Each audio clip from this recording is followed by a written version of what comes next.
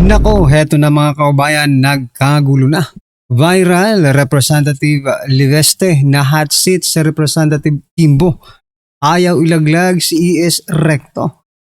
Pagbaba ng VAT, ayaw. Nako, yan po mga kaubayan ang ating alamin. Pero bago po natin simulan yan, palike naman po ng video ito. Malaking tulong po yan. Maraming salamat po. At eto nga, bago po natin i-play yan mga kaubayan, eto pasadahan po muna natin to.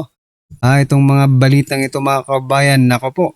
Congressman Kiko Barsaga sumuko sa mga pulis kaugnay sa kasong cyber libel. Batay sa impormasyong inilabas, nahaharap ang kongresista sa 8 counts ng cyber libel. Ang mga kasong ito ay nagmula sa warrant na inilabas ng Makati City Regional Trial Court Branch 147-147 may itinakdang piyansa na 48,000 pesos per count. 8 counts times 48,000, yan po ang kinahaharap ngayon ni Representative Kiko Barsaga. Pero eto mga kabayan, marami po ang sumabog sa galit. Opo. Dahil dito. Kasi ang tingin po ng ating mga kaubayan, ito pong si Representative Kiko Barsaga ay naglalabas lamang o nagpapalabas lamang ng kanyang nararamdaman sa gobyernong ito. Diba? Yung kanyang hinanaing, sama ng loob sa gobyernong ito. Diba? Ganon din naman tayong lahat mga kaubayan. No? Naglalabas lang tayo ng ating mga komento. Diba? Hinanaing sa gobyernong ito. Pero ito, pasadahan po natin mga kababayan ang mga naging komento ng ating mga kababayan. Ito po, sabi po ni Bernie, ganun talaga kapag ang tingin sa'yo ay kalaban. Matapos din lahat, bata ka pa. Yun mga kalaban mo, palubog na. Ikaw nagsisimula. Go Kong, ayan. Sabi naman po ni Geraldine, ang galing talaga ni Congressman Kiko Barsaga. Game of chess ng DDS tribe is the best metaphor. Ito para sa kaakin. Yan, best metaphor daw para sa kanya. All the best, champ. Ayan.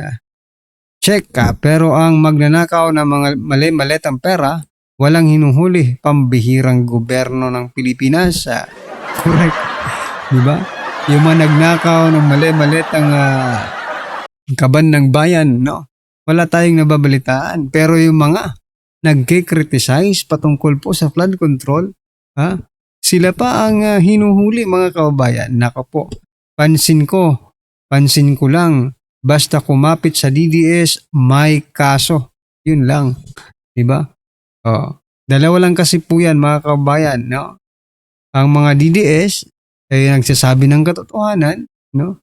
Ang mga DDS ay lumalaban sa korupsyon. Ayan, mga karabin natin, sabi po dito ni Josephine, malaking sampal ng nasa pwesto ang sangkot sa korupsyon ng Flood Control Ghost Project. Malayang gumagalaw sa Pinas, kasama ang mastermind sa palasyo. May nanakawin pa. Ayan, may nanakawin pa daw sila. Kasi 2 years pa di ba? Magnanakaw pa yan. Bukas makalabas yan na yan. Basta daming supporters kahit milyon pa bail. Kakayanin mag-ambag-ambag basta para sa bayan. Ayan mga kabayan Suportahan Kiko Barsaga. Dapat ipaglaban dahil ito ang pag-asa ng bayan Pilipino. Ayan mga karabin natin, lahat ng almost all comments are supporting, no? Dito po kay Congressman Kiko Barsaga. So yan mga karabin natin, ano po ang inyong opinion dyan? Just comment down below. At eto, bago po natin i-play yung video mga kababayan patungkol po kay Congressman Lian Liviste, ito naman mga kababayan, pasadahan muna natin to. Ito na yung sinasabi natin kahapon, talagang magre-react po talaga itong si Claire Castro doon po sa naging pahayag ni Baste Duterte, no? Mayor Baste Duterte. Refreshment lang mga kababayan. Ito po kasi yung sinabi ni Davao City Mayor Baste Duterte. Isang ulo lang naman ang kailangan namin. Ang ulo ni Bongbong Marcos. Ayan. Pero itong hyperbole po yan mga kababayan. Ang ibig sabihin lang po ng mga karabin natin ay isa lang po ang kailangan nating lahat, di ba? Ay ang mapatalsik sa pwesto si Bongbong Marcos. Yun po ang pagkakaintindi ko dyan sa sinasabi niya. Hindi yung literally na ulo talaga pupugutan, no? Hindi po ganun mga kabayan. No? Krimen na po yun, ha?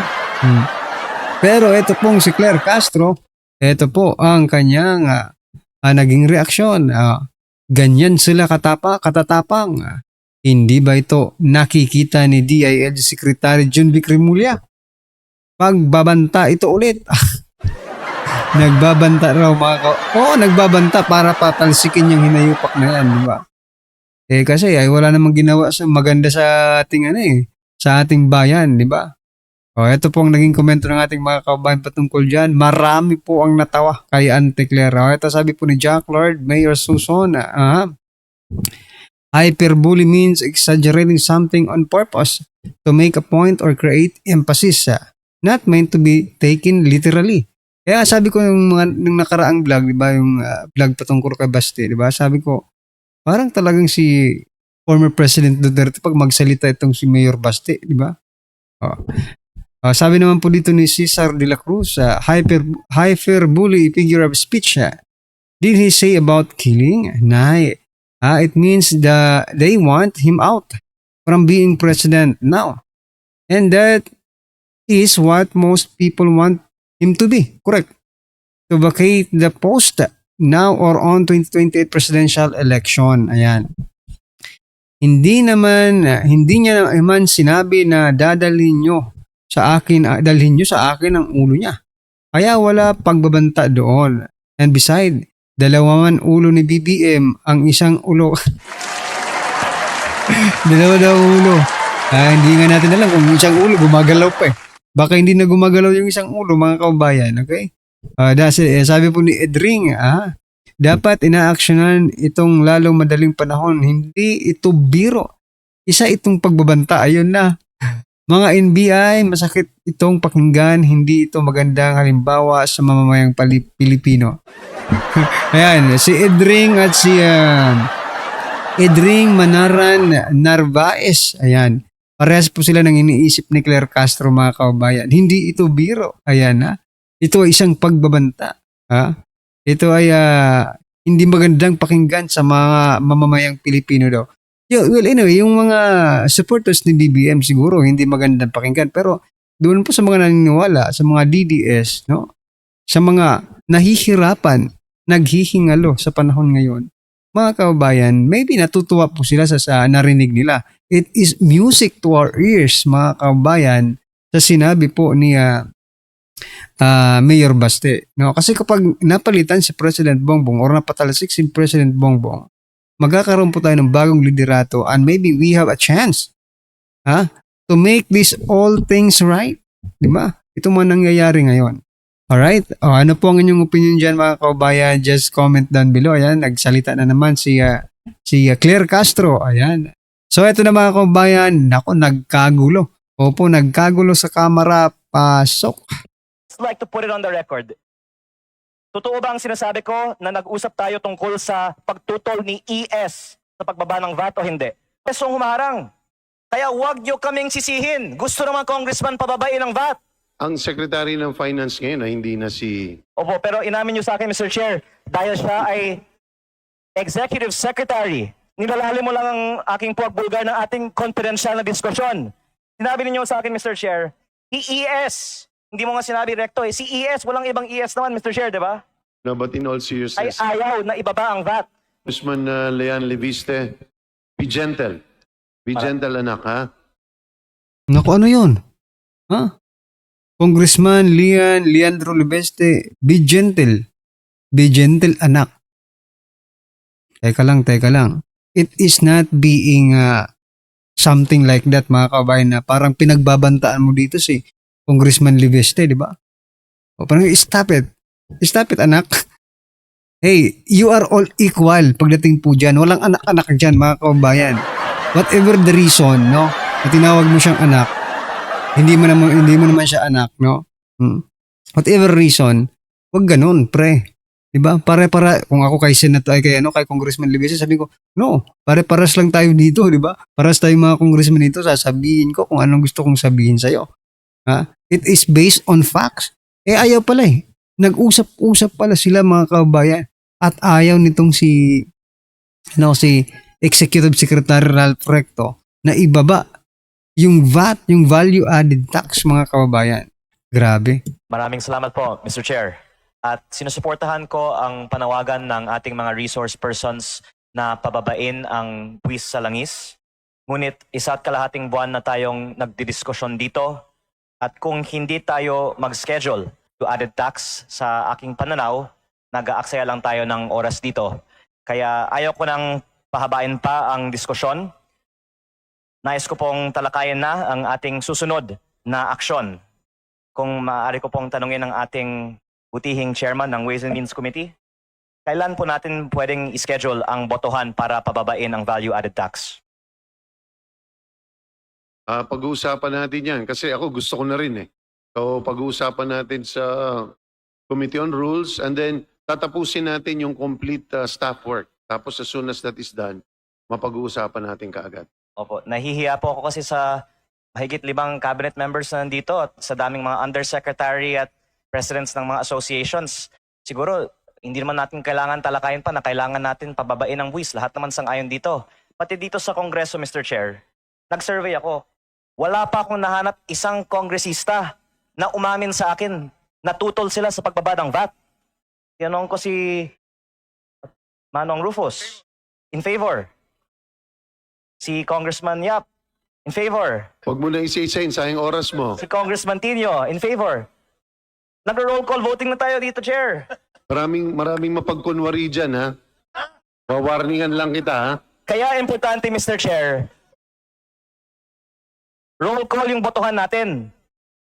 Hindi yung pasikreto. Tama.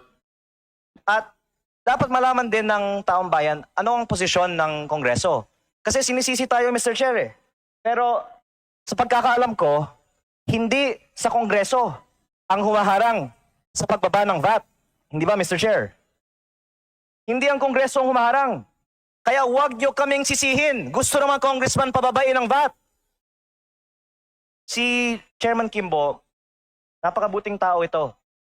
At hindi ito nagsisinungaling. Teka. Pag mga ganyan, usually yun yung bago katayin, eh. Para pinapalambot mo, para makong nilalagyan ng butter, ha? Mr. Chair, kung maaari ko pong tanungin kayo, nag-usap tayo nung isang araw. Tinanong ko po si Mr. Chair, pwede naman natin pagbotohan ang suspension ng VAT sa langis. Kahit hindi muna sa lahat ng bilihin, sa langis po muna. Ang sabi ninyo, Mr. Chair, may kumukontra sa kabinete.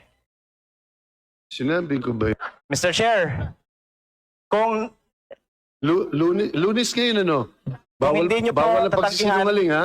papangalanan ko na lang po, sinabi niyo po sa akin, ayaw kasi ng aking kababayang Batanggenyo pababain ang value-added tax sa mga bilihin o sa petroleum products. Pinangalan niyo po sa akin si Executive Secretary Ralph Recto ang humaharang sa pagbaba ng value-added tax.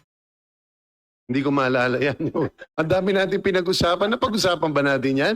Opo, No, but- Mr. Chair. No, but levity aside, I think the question should be addressed to our economic managers Pero, because I think it's a very pressing matter, a pressing issue. Mr. Chair, I think yung Department of Finance kasi nagpahayag na ng kanilang posisyon. Natutol nga sila sa pagbaba ng value-added tax. At ang gusto kong igit dito, yung separation of powers.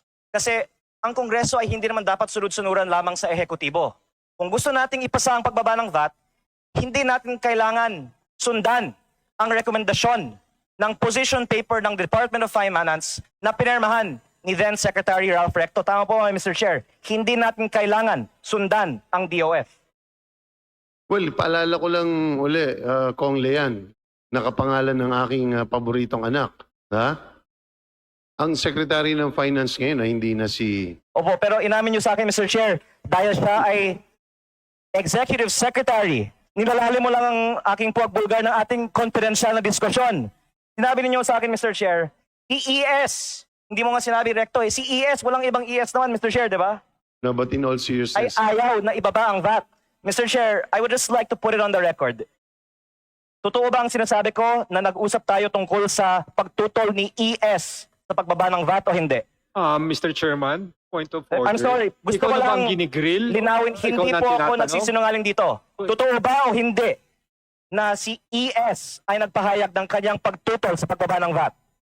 Sa pagkakaalam ko, malinaw na malinaw dito, Kong Lean, na marami sa mga cabinet members natin, hindi lang siya, all our economic managers have put their position na tutol sila sa pagbaba ng VAT. Sabi ni Secretary Balisacan last week, pabor siya. Eh wag natin ilaglag si Secretary Balisacan. Hindi niya sinabi yun. Ang sinabi Mas niya progresibong buwis dapat.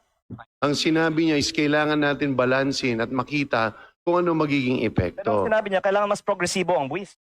And I'm sorry that I'm discussing the approval of a measure in front of our resource persons, pero in all honesty, I find it a waste of our time to keep on listening to people recommending that we suspend taxes. Congress passed a law to suspend the excise tax on petroleum products almost a month ago. And today, we have not yet seen a suspension on diesel. Siguro ang susunod na panukalang batas, Mr. Chair, hindi na authorizing the President to exercise a suspension of the tax. Siguro, Mr. Chair, dapat ang Kongreso na ang magdesisyon sa pagbaba ng VAT. At bago ako magtapos, gusto ko lang pong linawin for the record, Mr. Chair. Isatabi na natin yung posisyon ng ibang mga miyembro ng kabinete. Totoo ba o hindi na minsan nagpahayag si Secretary Ralph Recto ng kanyang pagtutol sa pagbaba ng VAT? Totoo pa ba o hindi? Alam ko on paper, malinaw sa DOF ang kanilang hesitation or at least pagtutol sa reduction ng VAT. At ang aking panawagan na lang po ay simple. Ang Kongreso ay hiwalay sa ehekutibo. Tayo ay narito bilang mga halal na opisyal, hindi po bilang mga appointees. Kung gusto ng mga miyembro ng Kongreso pababain ang VAT, nananawagan ako sa Kongreso, botohan na natin ang pagbaba ng VAT kahit na ayaw ito ng Executive Secretary o kahit sinong miyembro ng kabinete. Maraming salamat po, Mr. Chair. So yan mga kababayan, napakagaling po. Palakpakan po natin. Napakagaling, napakatalino. Napakabatang congressman. Ha? Talo pa. Yung mga may ugat na. Oo, yung mga may ugat na dyan sa House of Representatives. Yung babalik ba ulit-ulit na lang na umuupo sa sa upuan nila, di ba? Grabe, palakpakan po natin. Congressman Leandro Leviste. Ako, sana magsenador ka. Magsenador ka, sir. Okay? Anyway, ano pong inyong opinion dyan mga karabin natin? Just comment down below. At syempre, huwag pong kalimutang i-like ang video ito. Malaking tulong po yan. Maraming salamat.